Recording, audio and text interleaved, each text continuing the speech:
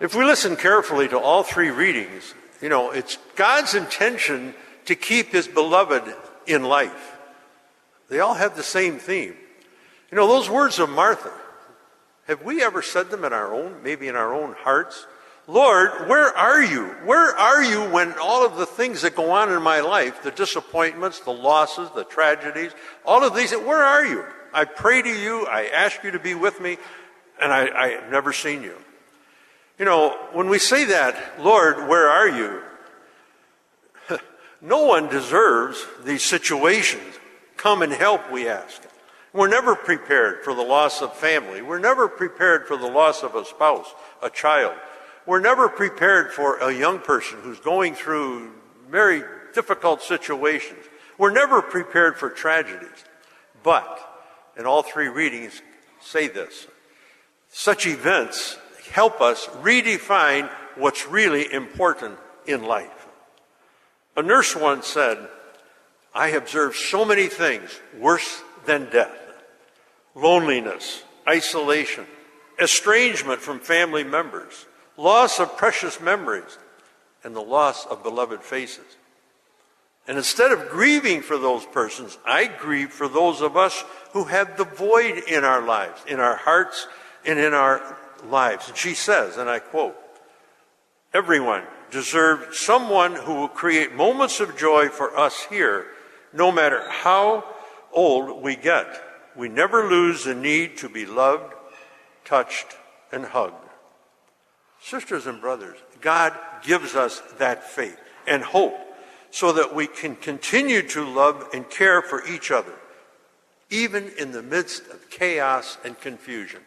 And sisters and brothers, that is our challenge today, to find the Lord in the midst of all of the stuff that goes on in our life. You can imagine Martha maybe kind of stomping out of the house.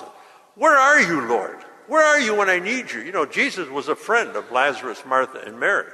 You weren't here when I need you. The gospel tells us he waited 4 days before he came. Our question is, do we realize that Jesus has always been there, and he is always there? And our challenge is to see Jesus in these events. Maybe it's the gentle doctor who does all he can to save the life of a young child. Our challenge is to see Jesus' actions in the caring of that child. Maybe the child will pass away. But do we see Jesus in the way that we cared, how we dealt with the situation when the child was with us? Maybe the challenge is to see Jesus in the hands of a devoted healthcare staff member who makes life meaningful with dignified care with the person who has Alzheimer's. Do we see Jesus in those kinds of situations? That is our challenge. Do we see Jesus in my spouse, who helps me to believe in myself and grow in a greater friendship with God through faithful love and support? But now my spouse is gone. Do we see the blessings from the many years of marriage that keep me now going as a widow or as a widower? That is the true challenge. That is the challenge. That is Lazarus who has come out of the tomb because Jesus has been there with him. Do we see Jesus in my married children who chose a loving spouse who now enriches my family?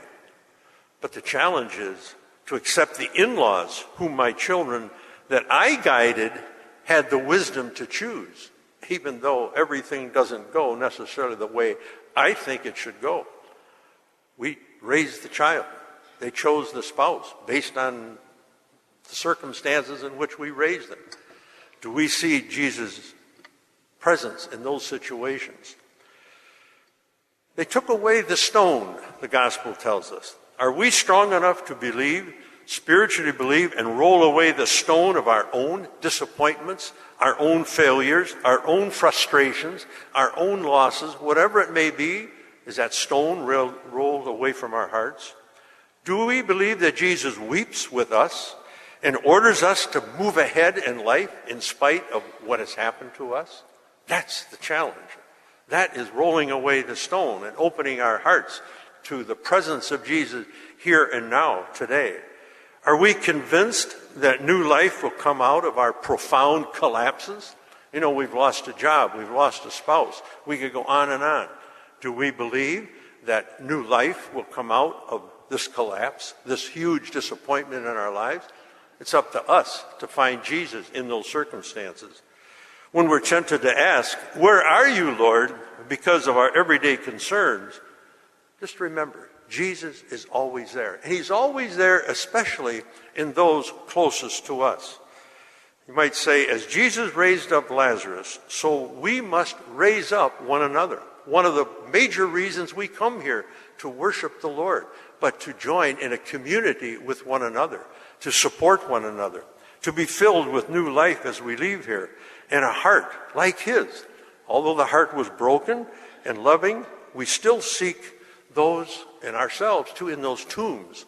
So let us today, as we recall the gospel about Lazarus, we too have to come out and ask others to come out of our tombs.